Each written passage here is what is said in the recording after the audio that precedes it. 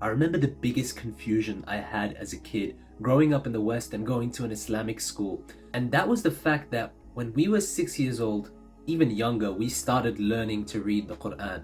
Alif, Ba, Ta, Tha, we started going through the alphabet, everything. We started learning and learning and learning and getting to a point where, alhamdulillah, me personally, I was able to win Quran competitions because of how well I recited the Quran. We perfected that. That's what we were taught from the start, and chances are, if you're a Muslim who grew up in the West, you've also been taught to read the Quran since you were a kid. And yet, despite all of this, we never learned actual Arabic. We never learned to understand Arabic, to speak Arabic, to at least even understand the Quran that we were perfecting our recitation in. That bothered me so much, and yet I stayed complacent. I didn't do anything about it. Most people don't do anything about it, so why should I? So after years of this, not taking any action, just going with the flow, my Iman started to take a hit. There was a point where my Iman had become so weak, and yet I was the same person winning Quran competitions. And that was all until I was 17 years old and I made a desperate dua to Allah to guide me. And I was literally in front of the Kaaba when I did this.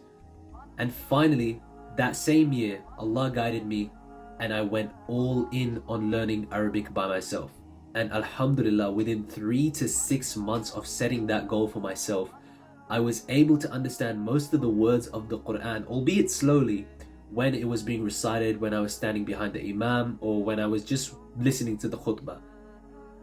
That was an incredible feeling, and I couldn't believe that I was missing out on that my whole life. So in this video, I'm going to tell you exactly how to achieve what I've achieved over the past few years. And bear in mind that I'm someone who's pretty introverted, so most of the advice I give will be stuff that you just do by yourself. You won't need anyone else in your life, but some of the stuff may steer away from that. So let's get into it straight away. The first thing is to understand your current position in Arabic and understand your goal.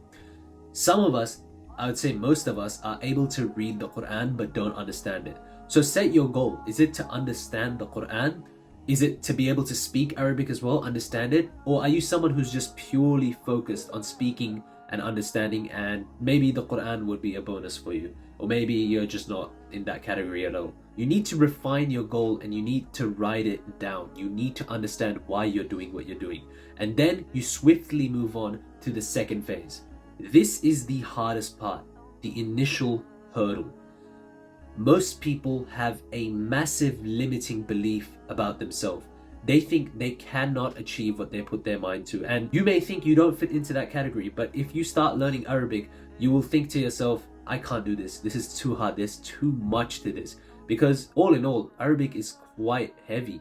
But I need you to destroy that limiting belief about yourself. You can learn Arabic. People learn Arabic. I learned Arabic.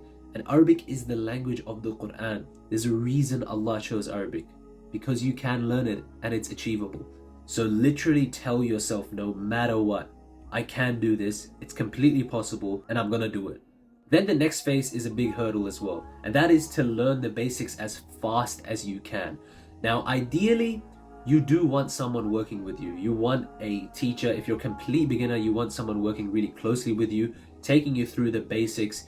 And the best option for this is getting a mentor, working one-to-one with someone. However, there are a lot of YouTube guides out there that will take you through the basics, a step-by-step series. There's so many of them that will teach you the basics, that will teach you how to understand the Quran, or at least be able to read the Quran.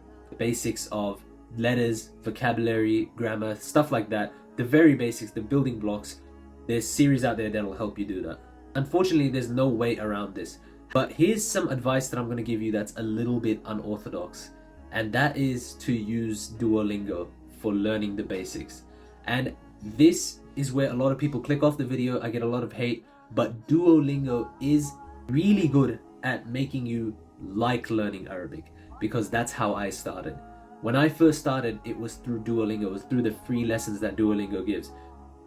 And yes, Duolingo isn't perfect. It's not even that great for learning the Quranic Arabic, but it will make you love learning Arabic because it's so addictive. And Duolingo has a pretty good introductory course, meaning it will teach you how to read the letters, how to put them together. So I would still recommend Duolingo. The next phase after you've mastered the basics, or at least have a good grasp of the basics, is vocabulary. I remember I was at a point where I would just watch videos in Arabic and I would pick up random words, write them in that diary, or write them on the wall here or over there, and that's it. That was my learning for the day.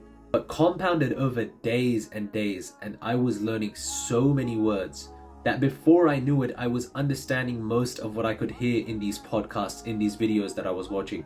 You need to be greedy with the way you learn Arabic. Whenever you see a word, you need to kind of claim it. You need to take it. You need to add it to your bank of words that you know. It doesn't matter if it's a word you think, this is something that I'd see day-to-day life. This isn't something that seems important. It shows up. Just a few days ago, I learned a word that I didn't think I was ever gonna need, and yet it came up in the Quran. It came up in the Quran. That's what you need to understand. Vocabulary, after learning the basics, is the most important thing.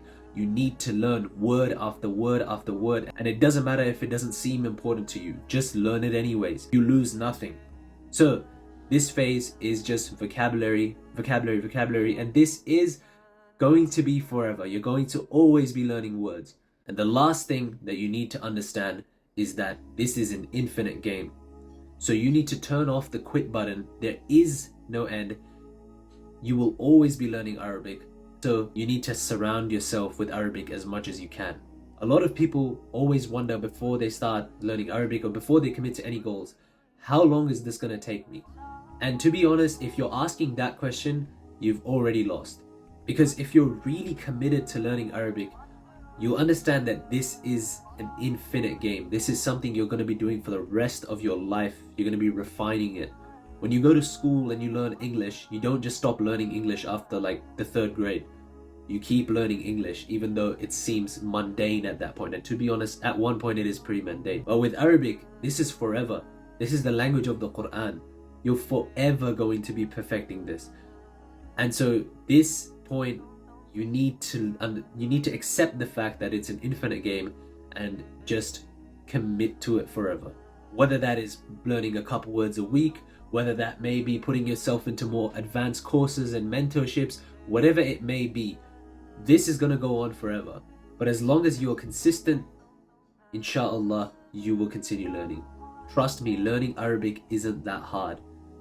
If you want to surround yourself by people that have the same goal as you, go below. There's a free community that I've made with hundreds of people that are also learning Arabic as well. And you can message me there at any time. Inshallah, I'll see you in the next video.